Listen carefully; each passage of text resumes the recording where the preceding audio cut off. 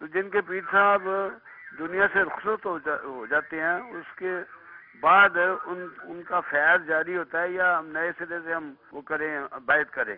جی بالکل جاری رہتا ہے. یعنی جو اولیاء ہوتے ہیں ان کی دنیا سے رخصتی کے بعد جو ہے ان کا فیض بڑھ جاتا ہے.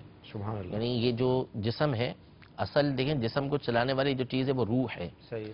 یعنی سارے تصرفات، جو سارے کام ہوتے ہیں وہ روح کے ذریعے ہوتے ہیں. صحیح. اور یہ روح جو ہے اس کے لیے یہ جسم ایک پنجرے کی حیثیت رکھتا ہے. صحیح. تو ایک شے جو ہے وہ ایک پنجرے کے اندر ہو تو اس کے تصرف اتنے زیادہ نہیں ہوتے.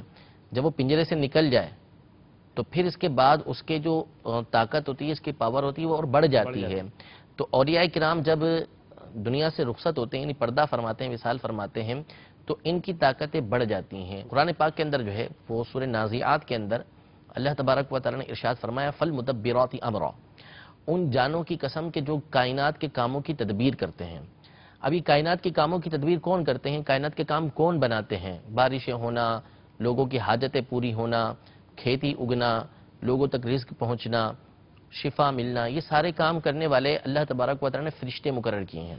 یعنی حقیقی کرنے والا یہ اللہ تبارک و تعالی ہے، ساری چیزیں اسی کی طرف سے ہیں، لیکن ان کائنات کے کام بنانے والے اللہ تبارک و تعالی نے فرشتے مقرر کیے ہیں. مفسرین نے اس آیت کے تحت لکھا ہے کہ اس سے مراد فالمدبرات امرا، اس سے مراد یہ فرشتے ہیں کہ جو یہ کام کرتے ہیں.